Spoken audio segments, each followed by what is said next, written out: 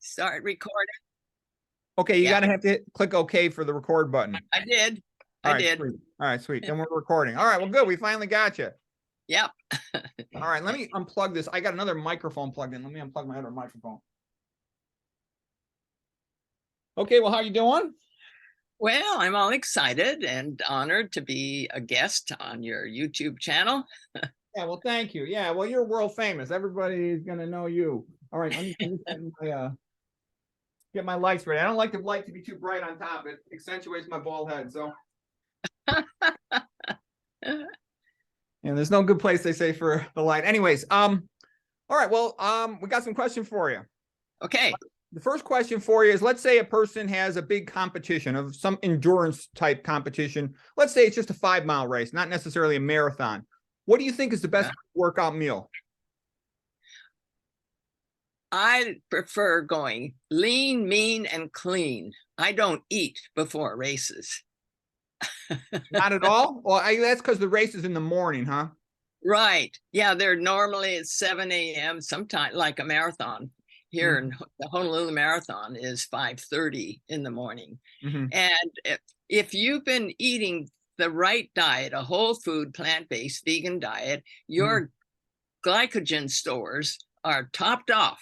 You've heard of carbo loading. That's what I do every single day.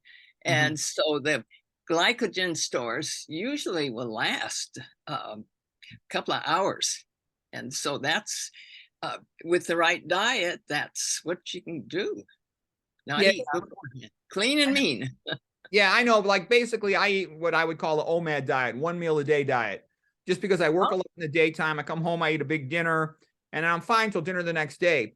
Glycogen in the liver functions quite adequately to maintain blood sugar for 24 hours, and to some extent for 48 hours. So it's pretty easy to eat once every 2 days even.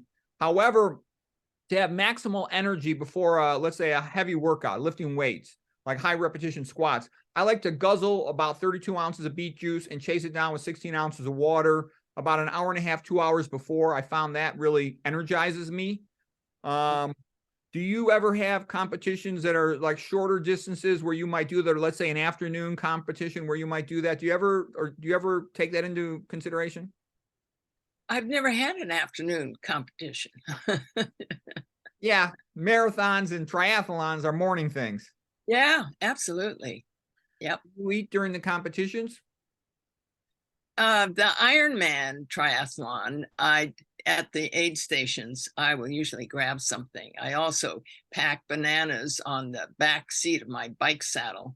Yeah. So you just have bananas during the race, during the competition, typically, and water?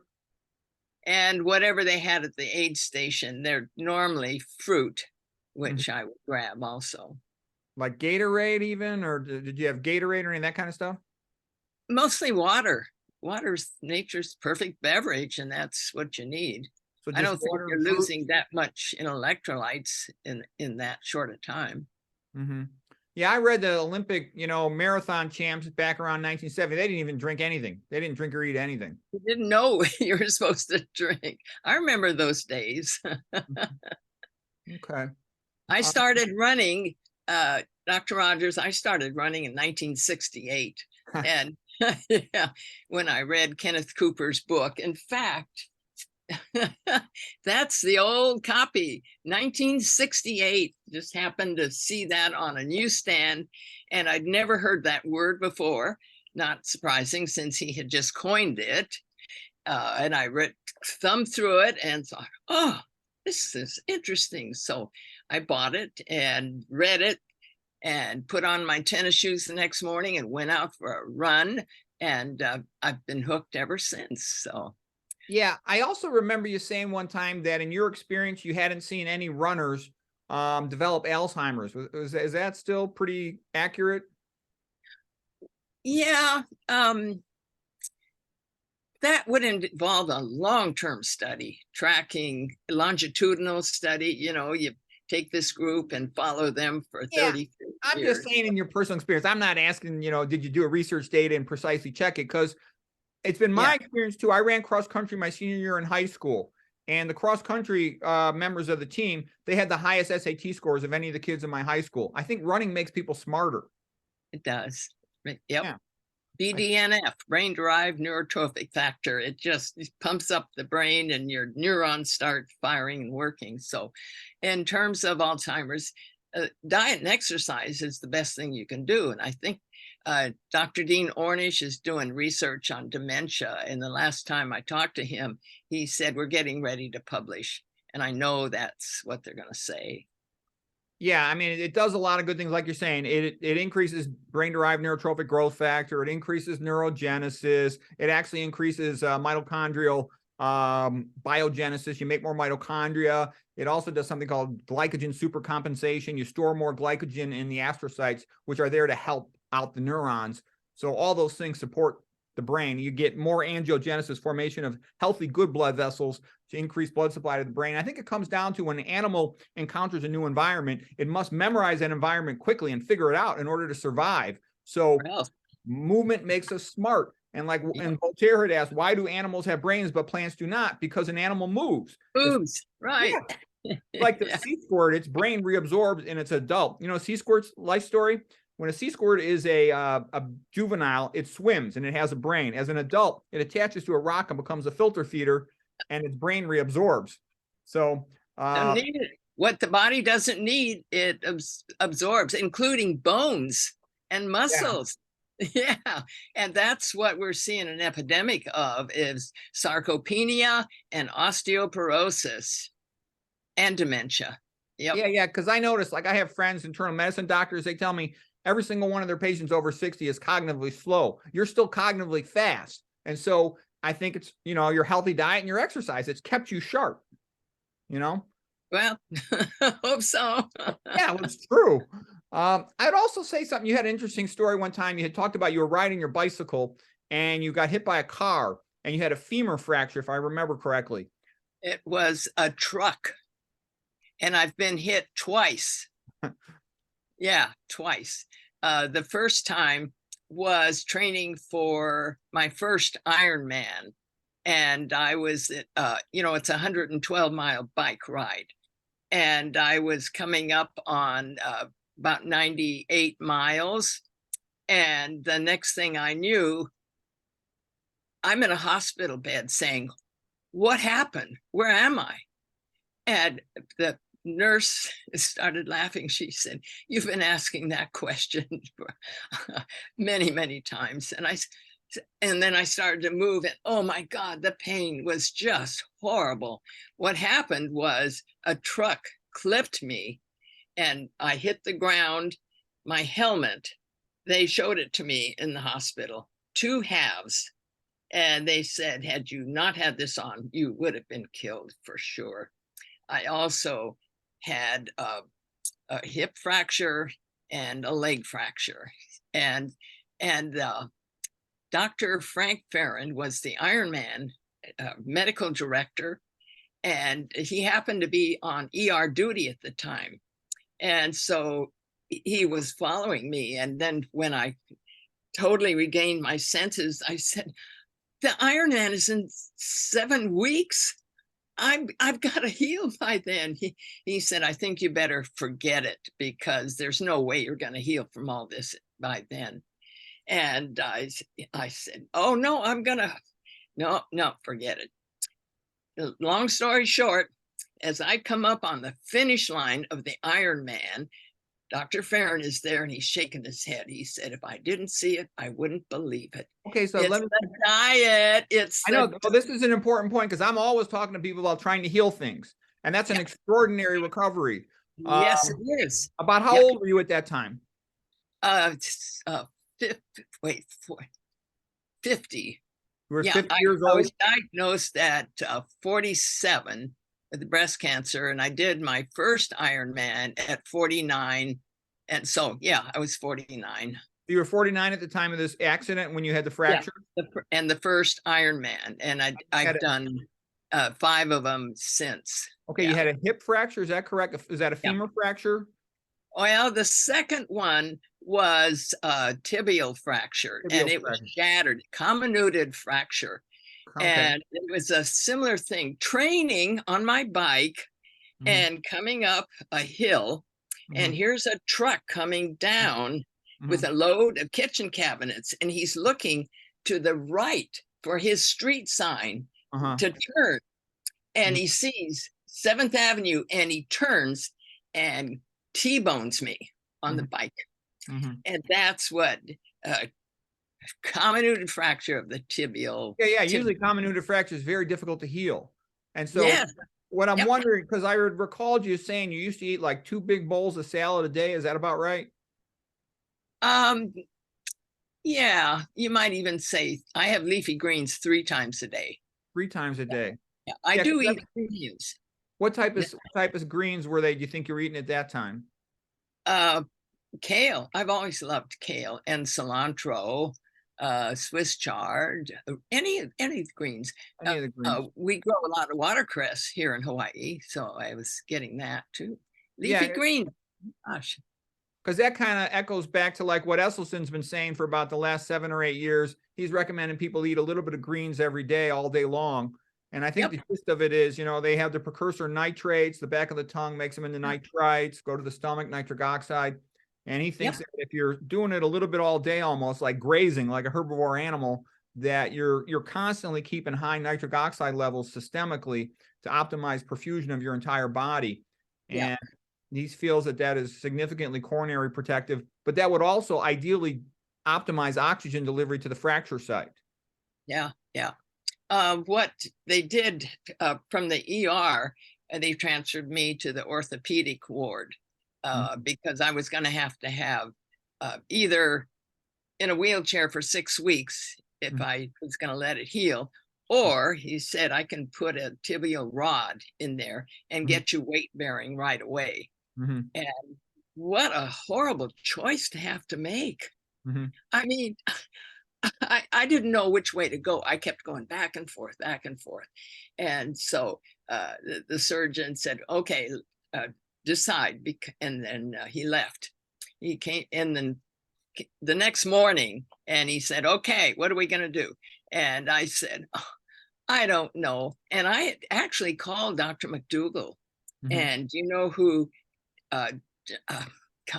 Dr. Harris is?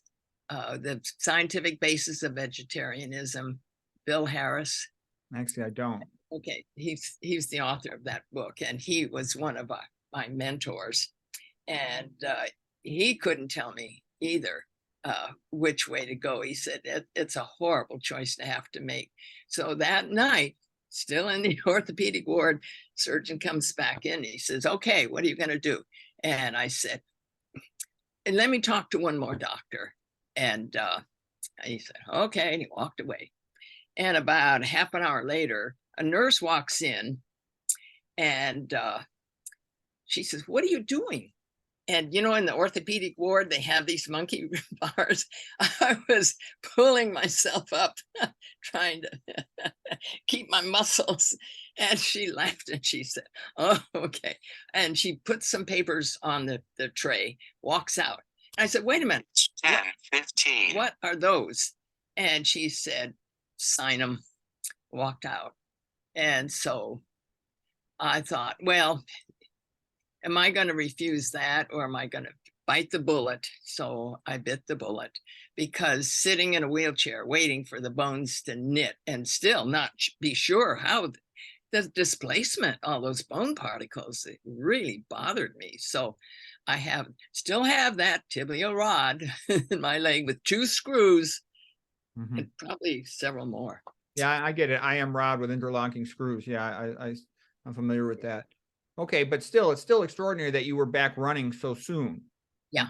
And you also they scheduled me for physical therapy 3 times a week. And when I got out of the hospital, I paid for the 2 other, Tuesday and Thursday. And the PT place is walking distance. So I would walk to PT and get more 5 days a week PT. And I was sure that helped, plus my diet, of course. Sleep is important, so. Yeah, you sleep better too when you sort of keep everything natural and you get a lot of exercise as well. Yep. Because that's a key point, for good healing. So I think that's part of it, eating a lot of greens, getting your sleep. And also you had a positive goal. I don't know, you ever heard of Maxwell Maltz? He wrote a lot about the post-op outcomes and the patients who had a specific goal. You wanted to compete. They're just so much more motivated, and it helps the healing process. He said they just get better faster when the person has a specific goal.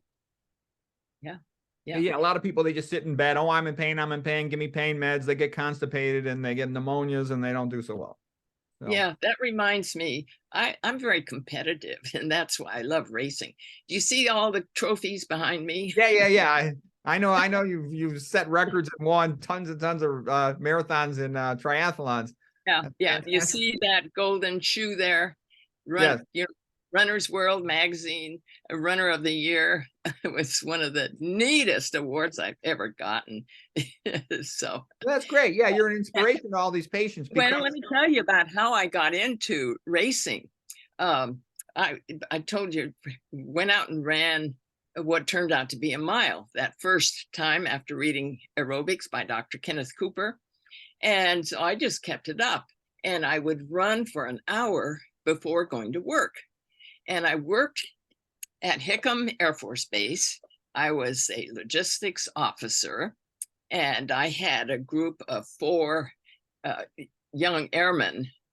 One was a captain and the others were sergeants. And I told them about running and all this. And one day, one of them handed me a flyer and he said, they've got a race here, 5K. You ought to enter it. And I said, oh yeah, what a great idea. So I sent in my entry, and at 7 o'clock that particular Sunday morning, I arrive at the racing and I look around, and there are all these young, fit military Air Force guys. And I thought, what am I doing here? This is ridiculous. I was about ready to slink away when the gun goes off, and it was run or be trampled. And I thought, oh my God. And I was out of breath by the first 100 yards. And I thought, what?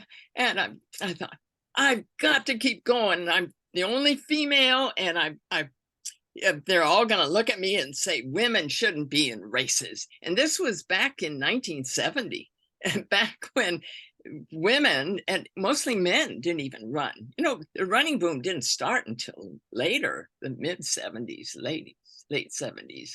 And so I thought, I can't quit. I've got to keep. And I slowed down a little, trying to keep my breath, and kept going. And finally I see the finish line, and I cross it, and and I looked around.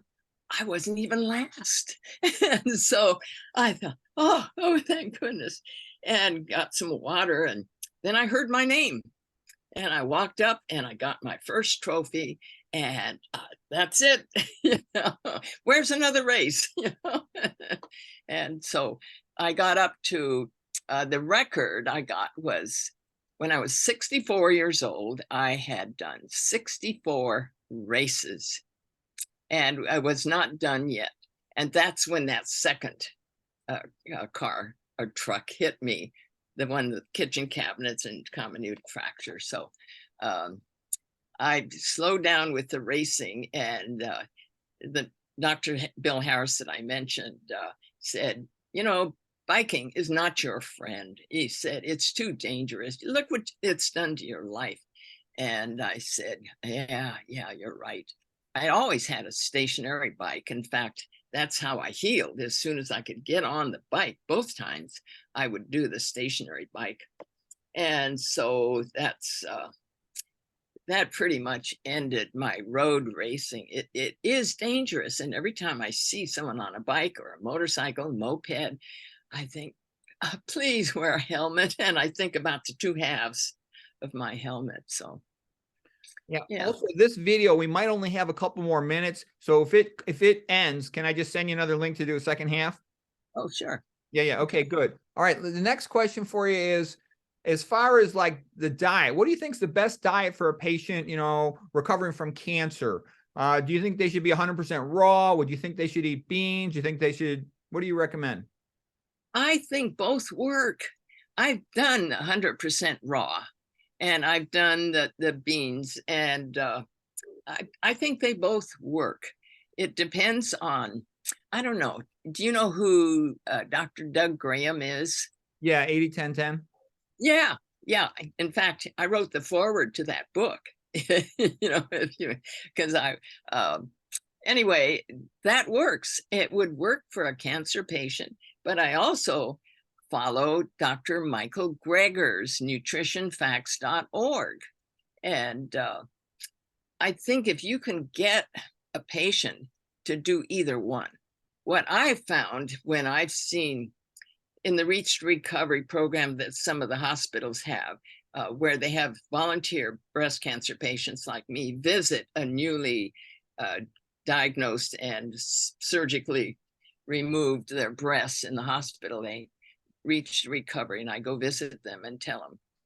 And I would tell them about the diet. And the most common response I got was, I could never give up my cheese. And Neil Barnard wrote the book, The Cheese Trap. And so, yeah, I didn't find it hard because I had that typical medical gun to my head. Dr. McDougall said, change your diet or die. It made it so clear. Mm-hmm. In fact, when I went home and told my then husband that I was going vegan, no meat, no cheese, no dairy, he said, that's ridiculous. You've fallen into the hands of a quack. That's stupid. Oh my God. And anyway, that's part of that's in my first book, A Race for Life, where I talk about what I didn't know then was the diet I was on for my breast cancer would have cured his high blood pressure, his, I hate to say it, ED, I had no idea that the same diet was for everything. And of course, this was back in 1982 when I didn't know a lot I was about to learn, and working on my PhD, I was all but the dissertation on my PhD in psychology. And when I found out that if I want to help people, I can do, in fact, Dr. McDougall said the same thing. You can help far more people with the diet. So I switched majors and got my PhD, the dissertation on the role of diet and exercise in a healthy lifestyle. And so, and that was back in 1990. And I've been trying to convince people, give up the cheese. Your life is not worth it. And people say, are you ever tempted? And I say, I look at a piece of dead animal on a plate and wonder how people can eat it. It's just repulsive to me. And dairy, my gosh. And I say, isn't it about time you got weaned? Yeah. So. And the more you learn about it, the better. So if I understand you correctly, you did the McDougall diet initially, and you got great results. Your cancer didn't progress. And then you later changed to a like a raw diet, largely fruits. Is that about right? 30 years later. Yeah. Yeah. Mostly fruit.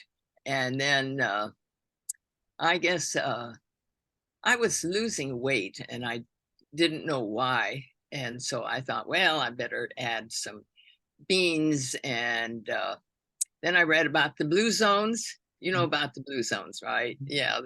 And they're the Okinawans. And I had been, courtesy of the Air Force, I was flown out to do an exercise and saw the Okinawans and their 90% purple sweet potatoes. So I eat those now.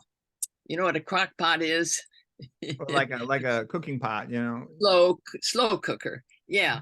And I get a 19-pound box of purple sweet potatoes, and I chop them up and fill up the crock pot and cook it for about 3 hours. And every night, that's the main starch that I eat. It's the start of my supper. And then I add veggies, and then my dessert is always fruit, usually fresh pineapple, which, we are still growing here in Hawaii. And the dessert is just fine, sweets. the fruit plenty sweet. Yeah, I think sweet potato is the best food in the whole world because it has only 1% fat and it has only 4.5% protein. So that's actually what you want. It's very low in protein and fat, very high in complex carbohydrates. It's perfect. Plus, being a potato, it's got almost complete nutrients. So I think it's the best food in the world. Like look at the Papua New Guinea. They get 93% of their calories from sweet potatoes and they're very fit and strong, despite the fact they smoke a lot. Yep, exactly. Yeah. Let me see. I got another question here for you. Okay, so we talked about how to improve healing, pre-workout meal. We talked about cancer diet. You got any other general advice for people? You know, what do you think are like the most important things for the audience to know? The 3 pillars of health: good food, good exercise, and good sleep. And at first it may call for discipline. I mean, anytime you're making a major habit change, it takes some discipline, but look at the rewards. The rewards are so great. And I think that's why I keep getting on my website, ruthheidrich.com, I get questions from people looking for the motivation and answering their questions that frequently their doctors think, oh, you need animal protein because plants aren't a complete protein. You know, that myth still pervades, unfortunately, this big push on protein. They don't know that animal protein puts your kidneys into hyperfiltration. And that's why we've got dialysis centers popping up all over. People are doing this to their kidneys. And nephrologists don't know this. Isn't that sad? Yeah, that's been my experience too. Nephrologists, they really don't know much about how to protect the kidney. Diabetic doctors, they don't know anything about diabetes. It's the truth. I've met with them. They don't know. They don't know the basic papers of diabetes. And nephrologists, you know, they're very nice. They know the dialysis machine backwards and forwards, but they don't know how the relationship between diet and kidneys. They don't know Dr. Kempner, for example. Yeah. Oh, yeah. It's really sad. And it's destroying our environment. We could get into that too. You know, had you ever been to Hawaii and Lahaina? Yes, many years ago I was in Hawaii. Yeah, it was a beautiful place. Yeah. And look what climate change has done. The wildfires, not just destroying the whole village of Lahaina, one of the most idyllic places on earth. If you've ever been there, it's just wonderful. But we've got wildfires all over. And if we don't quit destroying the rainforest, what we do to raise food, to feed cows, to feed people, to make them sick and ruin the environment, it just makes no sense whatsoever. So that would be my parting shot. It's good for the health, it's good for the animals, and it's good for the environment. Yeah, it's a win all around. It's good too. And I also think too, one of the things that happens to a person naturally in the process of, you know, competing is you have to train a lot. In a sense too, you simplify your life. And I for example, I'm also very interested in toxicology. I've read quite a bit about it. I think without even realizing it, most Americans expose themselves to tons of toxins. And it's 10:30. Yeah, sorry. I have the reminder to get me to stand up. We've been sitting too long. Oh, okay. Yeah. Okay. Yeah. Cause I see we're still recording. I don't know when my time runs out. Maybe I think I get about 1 hour. And then there's a limit to how much time you get. Cause I have a free account with this Zoom thing. Okay. Do you have any other things you can think like you would like to tell young people, like you would tell people about health? Cause you know what it's like, you know, the people got a lot of questions and the big things was, running out of time. It says for unlimited meeting. No, I don't want to upgrade. I don't want that. I don't know how much time. 52 seconds. So time. Oh, we got 9 minutes and 49 seconds. So we got some significant amount of time. Okay. Young people. When I see a young person, nice and slim and well developed, I want to go up to them and shake them by the shoulder and say, if you want to keep that beautiful body, you got to feed it the right fuel. And I look at fat ones and I want to do the same thing. You know what that fat in your belly is doing to your body? How it's making you sick? Yeah, how do we get this message to more people? Yeah, people don't understand it, and doctors don't either. They're trained match the ill to the pill and send a bill. And it's Yep. not even on their radar, their consciousness, that diet and toxicology are the most important thing. Yeah. So it's very difficult, for them to respond to that. And then the patients are clueless. I mean, typical patient, they're eating a terrible diet and they just think it's normal. Oh, gee, everybody in their family's fat and sick. It must be genetic. No, it's because you all eat the same thing. So that's been a difficult part of it. And there's no money in it. I do it because I know it's the right thing and it really helps people. But do you have anything else you would tell like a cancer patient? What would you tell them would be the fastest way to optimize their odds of having good long-term survival? The diet. T. Colin Campbell, in his book, The China Study, proves that animal protein is like a light switch. And I would tell a patient, animal protein is an on switch for your cancer. And by withdrawing that animal protein, the light switch goes off. And I showed that with what I did. No chemo, no radiation, despite the tumor being 5 centimeters. That's big, really big, with no clear margins. Yeah. So without chemo, because Dr. McDougall was doing the research, and that's how I met him. I heard about him doing research on diet and breast cancer. And he said, that's a condition. The first time I met him, the condition is no chemo, no radiation, because I know the diet's going to work. And when it does, they'll say, oh, it was the chemo or the radiation. So you must refuse chemo and radiation. And of course, the oncologist thought that was risking my life. And why would I follow that advice? So initially it was, do I listen to Dr. McDougall or do I listen to my oncologist? What turned out is that my oncologist, he's sitting there at this desk with this fat belly. And turns out a year later, he had a heart attack and died, age 45. So sad, doctors don't even know how to take care of themselves. So I would tell patients, I can't give medical advice, but I tell newly diagnosed patients what I did. No chemo, no radiation, made the diet 100%, and exercise, because we know that when you exercise, the large skeletal muscles, you're producing myokines, which is an enzyme which they have recently found out suppresses cancer growth. This was shown with prostate cancer.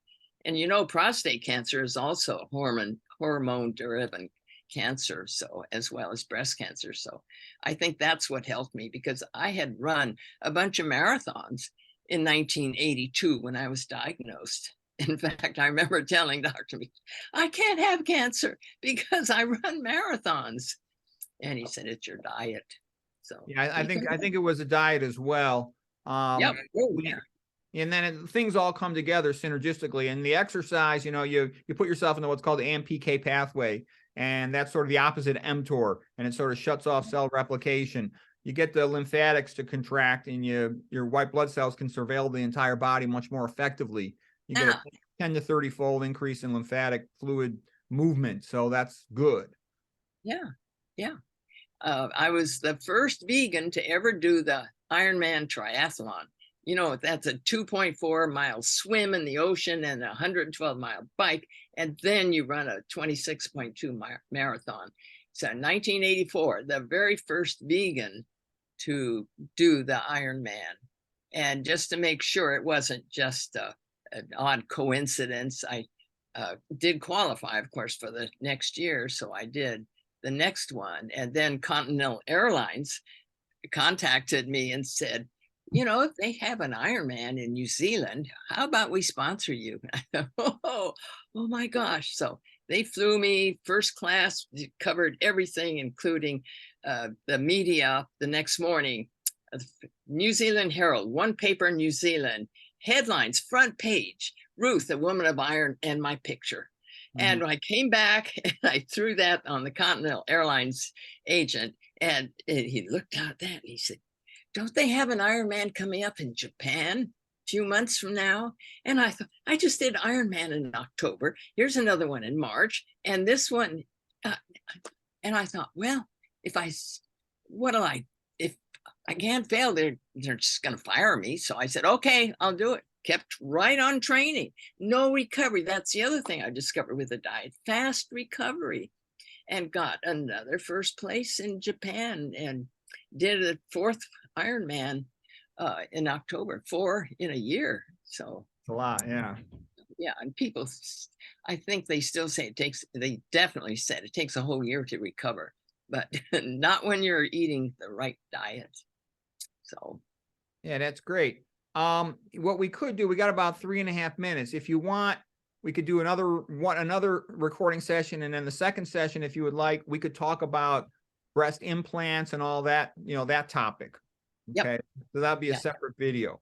Yes. Okay. Yes. Because I don't want to dilute the message with right. They're two separate different things. They're two totally different issues. Yes. Okay. Well, another thing I would say that was part of your recovery, it seems to me, is because I interact with a lot of people, is a lot of people without realizing it, I think they expose themselves to a lot of chemicals that are harmful. By that, I mean, there's the whole story about deodorant increasing the risk of breast cancer. Aluminum. Yeah, the aluminum and the preservatives, parabenzoic acid typically, and then they shave first, increasing transdermal absorption, shared lymphatics between the breast and the axilla, the armpit. So I think that adds up. Plus also a lot of these, almost every personal care product has estrogenic preservatives. It's just because they tend to have a long shelf life and they're antimicrobial to prevent mole growth, such that they put them in everything. So what I think is helpful is to be a minimalist. And what I'm saying here is, I think that you were kind of a minimalist without necessarily intending to be, just simply because you were so busy training. You weren't like sitting around working with a bunch of toxic chemicals and putting all this stuff on yourself, Yeah, I always had said I'm a low maintenance. I don't go to beauty shops. I don't wear nail polish and all this stuff. And turns out that that's a good thing. So yeah, I think that's relevant. And I think there's also something that very few people know about. There's something called SERCA. SERCA is sarcoplasm endoplasmic reticulum calcium ATPase. What that means is every cell, it's got an organelle inside of it. Typically, a cell has an endoplasmic reticulum. A muscle cell, heart muscle or skeletal muscle, smooth muscle, they have what is called a sarcoplasmic reticulum. And the point is, it's a reservoir of calcium. And this enzyme, the calcium ATPase, pumps calcium into that reservoir. And what I'm saying is, a lot of these cleaning chemicals, fingernails chemicals, paints, adhesives, and glues, they all inhibit SERCA. And in so doing, they disrupt calcium metabolism. And that's actually kind of a big deal because it causes fatigue. And it's similar to the effect of excessive dietary sodium. Excessive dietary sodium leads to excessive cytoplasm calcium, and it causes all kinds of misactivation of cells all over the body. And one of the things that it does, it causes increased platelet activation, making the platelets more prothrombotic. And what that leads to is, when you have hyperthrombotic platelets, they have a tendency to cover metastasizing cells in the blood, and they encircle them, and they hide them from the immune system. So the risk of metastatic disease goes significantly up. And so by avoiding just chemicals in general and not adding salt to one's food, one decreases the risk of metastatic cancer in that way. That's good to know. Yeah, that's great. Yeah, so SERCA is an interesting thing. Okay, we got less than a minute. All right, anything else to say for this video? No, just that reinforce these pillars of health. I mean, that's, if you want to know more, nutritionfacts.org. Look at the research. The science is there. It's so clear. So, also, yeah, your site too. They can go to your site again. What was that? RuthHeidrich.com? Yeah. They can check that out. Okay, that sounds great. All right. I've got a whole bunch of lectures on cancer at my YouTube channel as well. But and the one in Hawaii, that was actually, I think, a good lecture, because it forced me to keep it concise. It's only an hour